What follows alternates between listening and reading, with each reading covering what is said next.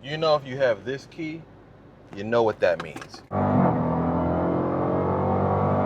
I'm in the Durango Hellcat, the jailbreak version, actually.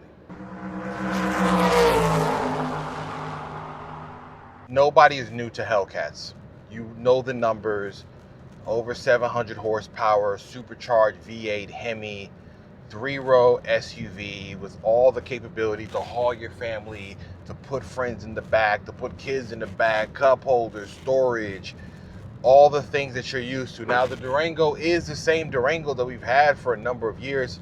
I don't think that is bad. I have talked about it before and said there is something to say about if it's not broke, don't fix it. But there is also a hard place to be when you're making a product so very well and so loved to then kind of proceed forward. And that is what Dodge and the Stellantis group, that's the fight that they have to have. But it also is a good place to be. It means that you've done something so well that it's hard for us to let go. We're like, why would you change it? That means you have made something that is iconic. You've made something that is resonated with your clients, it's resonated with the community. We have embraced it. And that means that you have a classic on your hands. It's like music, right? The classic first album from one of your favorite artists, you just like, can't you just make that again? And they can't, because that was a different time period. They had a different mindset. They might have had a different, goals in mind. They might have been hungrier in a different way because it was their first shot out. And I think Dodge and what the Hellcat brand and SRT, I feel like that was kind of like the first album or the sophomore album where they are just like, we need to get this out there. Big V8s in sedans and sports sedans and SUVs and things like that. And then on the sophomore album, they just turned it up a notch again with the Hellcats and the Scat Packs. And then they even threw it inside of this big 3-row SUV Durango. And it's no slouch. At no point do you in this car and you're like, man, I don't know, it's not that quick, it's not that fast. Oh, believe you me, this thing can get up and boogie. You've seen the layout of Durangos like I talked about. The difference with the 2026 model year is that there is a large amount of combinations you can do for the colors, like over 6 million when it comes to stripes and colors and interior and things like that, which makes it fun because it also means that Dodge paid attention to the aftermarket and how much customization people are doing on Chargers and Challengers and Durangos. I mean, there's everything is on them. So there's like a complete huge amount of customization that has happened on these cars, and they recognize it, so they embraced it, right? But a Hellcat is known for something, and that is power. My goodness. You can hear that supercharger whine. You might have heard it a little bit in the microphone, but you can just hear the shifts. They just, each one just bang, bang. All of that is the unexplainable part of loving a car and being a car enthusiast, to try to explain to people of why somebody loves a platform so much and why we won't let it go. That visceral experience, those intangibles, that's what that is. What you heard out the back, those are the intangibles. That exhaust note, that sound of the shifts, that sound of the downshifts when you're in manual mode. That type of thing, you can't buy that. I mean, you can buy it. That type of thing, you can't just discount, right? You get on the gas again here.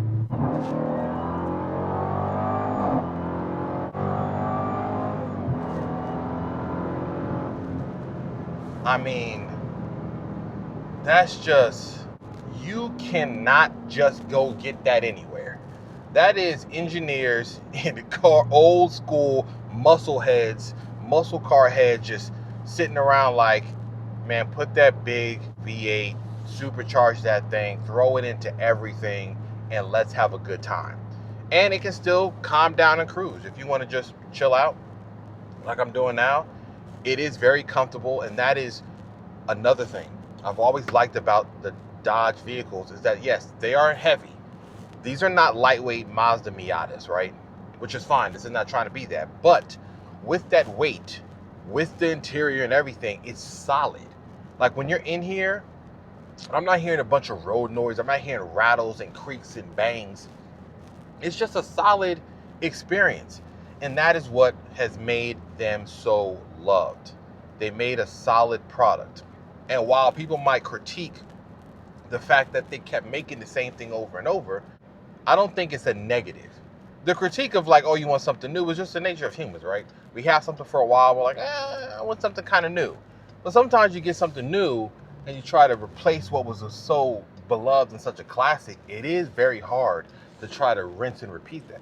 So the things that you hear about Dodge and the things that they're trying to change and answer isn't a company that isn't trying. It's not a company that doesn't recognize what they have or what they had done and what they have built.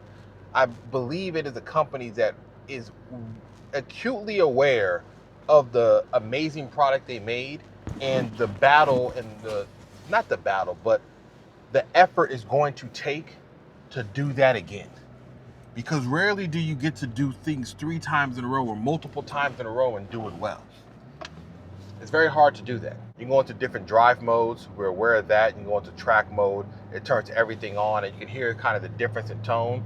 And that means that the throttle response and everything is going to be at its highest, right? Press your foot down.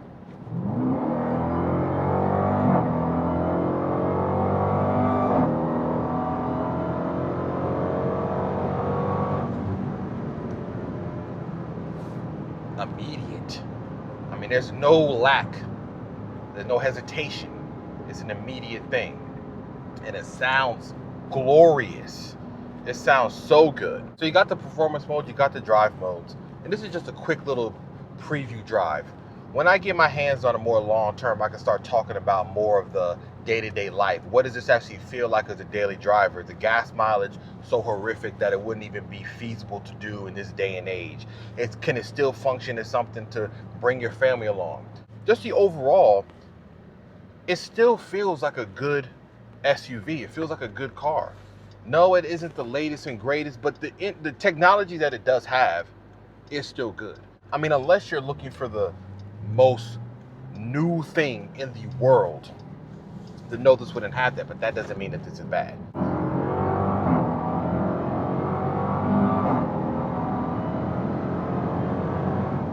And you forget about all of that.